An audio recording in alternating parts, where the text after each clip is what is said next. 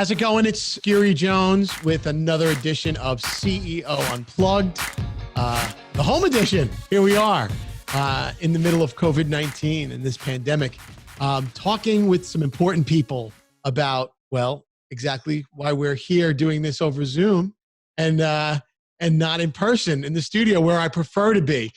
This is Major Jorge Diaz, the Community Engagement Officer for the Salvation Army. Good afternoon, sir. How are you? I'm doing well. Thanks for having me. This is great. I mean, listen, where there's a will, there's a way, right? Absolutely. And so normally we do these out of, with our studios. And here we are in me in the comfort of my home. And you, looks like at the Salvation Army headquarters, huh? That is correct. Yep, we all have to adapt.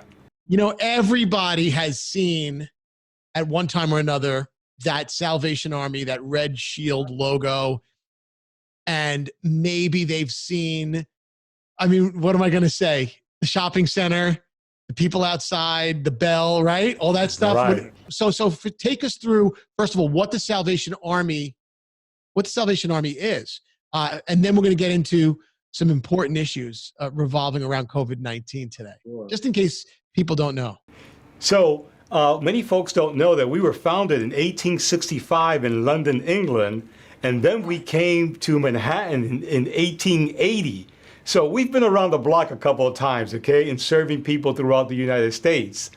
Something else that's interesting that a lot of folks do not know is that the Salvation Army has a presence in virtually every zip code in the United States.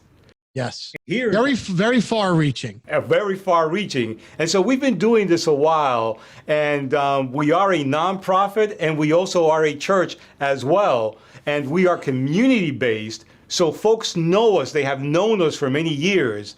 And that's why they appreciate having us. And as you alluded to in the beginning of our conversation, that red kettle, I tell you, ringing the bells, you would be surprised at the children that just look forward to dropping some change in that kettle when they leave Macy's or whatever department store. Absolutely.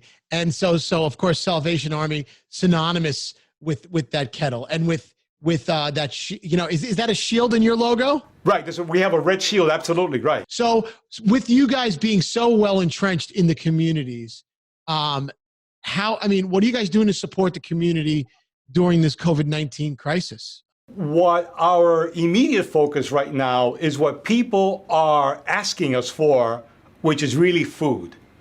Okay? People are afraid. They don't want to go out. Some seniors really do not want to go out and venture outside their doors. And so we have been supplying food, shelter. We provide shelter as well for many people.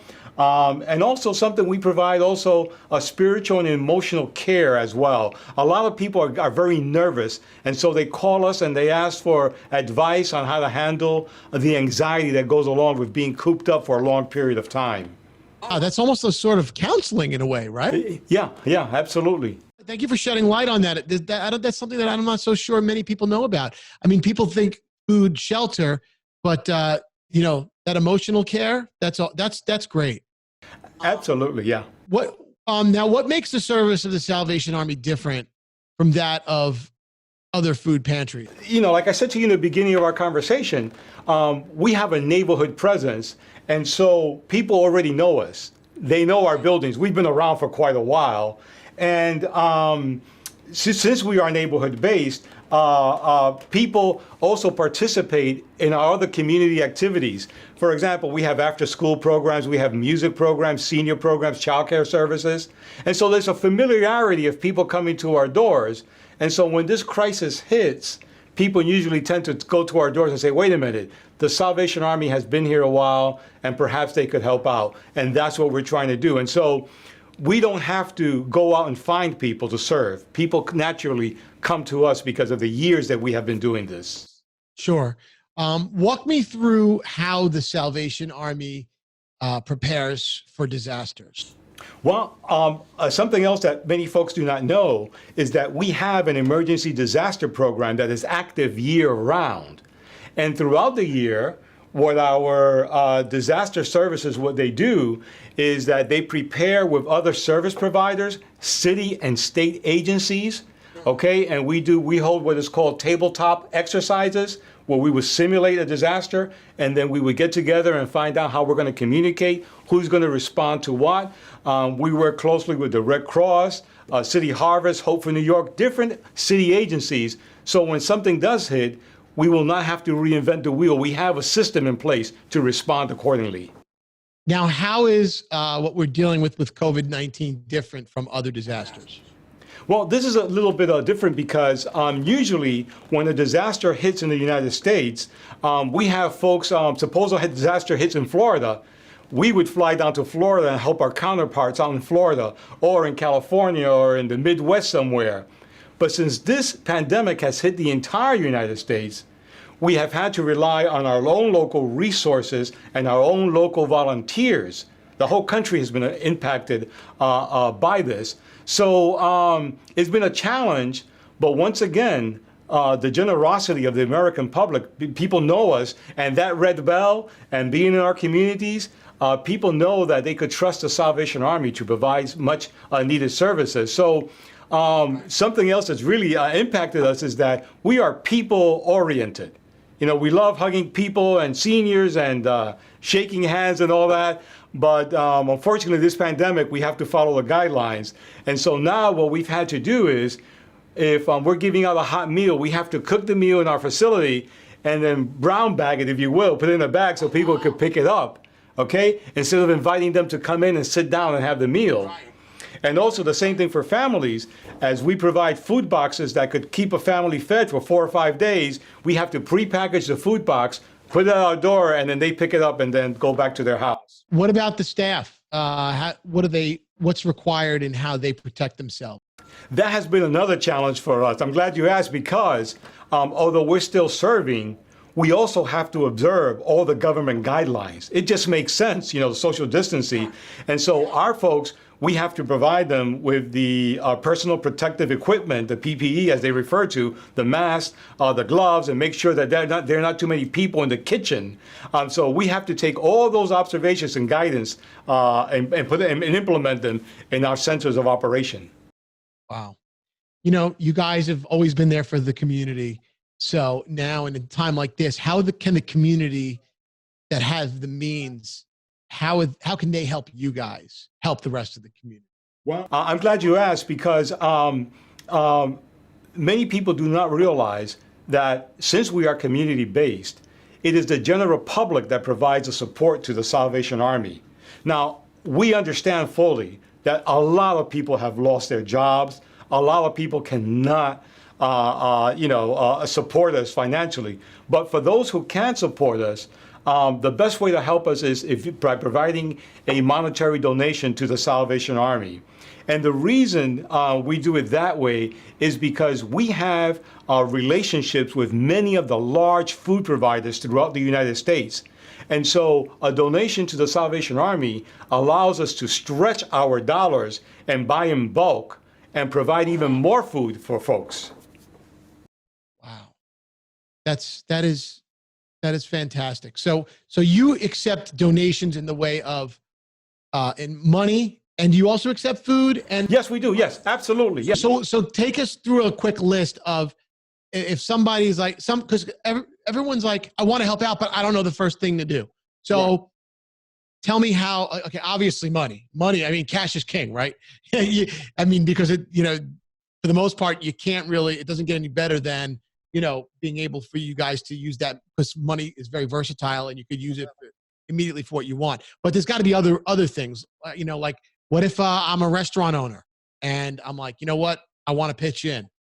I'm glad you asked that, because what has happened is that a lot of folks, like you say, that do want to help and don't know how to help, the best thing to do is to call your local Salvation Army unit, okay? And they will be able to tie you in. In fact, there are some board members, some volunteers out in Long Island that are picking up food from restaurants and helping us deliver to seniors who cannot get out. So a volunteer opportunity could take many different ways. Maybe you could come into our building and help us pack those food boxes.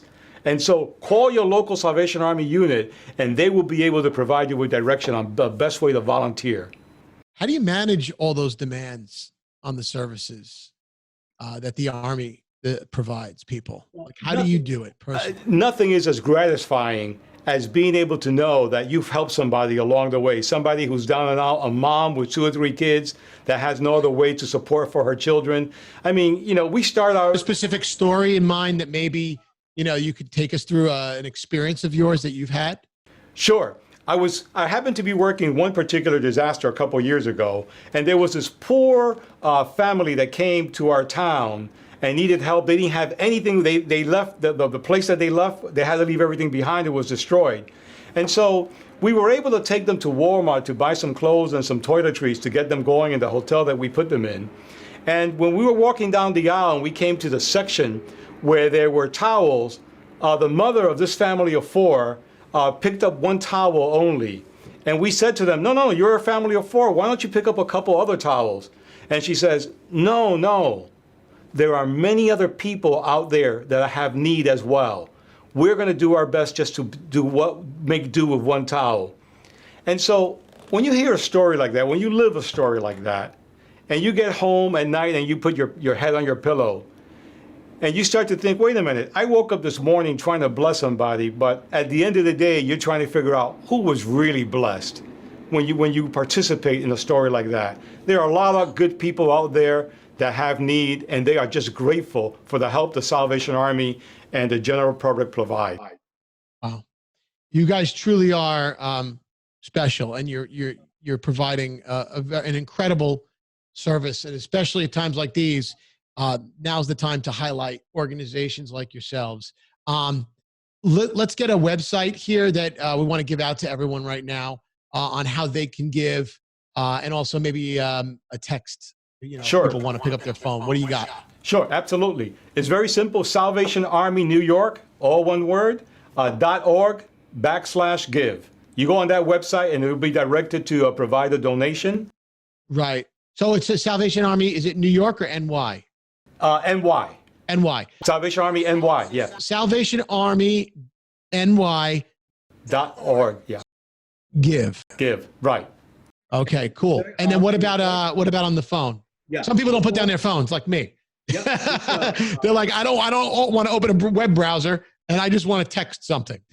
Cool. Yeah, we have a way for doing that as well. It's just give NYC to the number 41444. Again, give NYC to 41444. Okay, everyone, you hear that? And no amount is too small. Text give NYC to 41444. This has been very enlightening. I appreciate it. I'm so happy we had a chance to talk today. Major Jorge Diaz, the community. How long have you been the community engagement officer for the Salvation Army?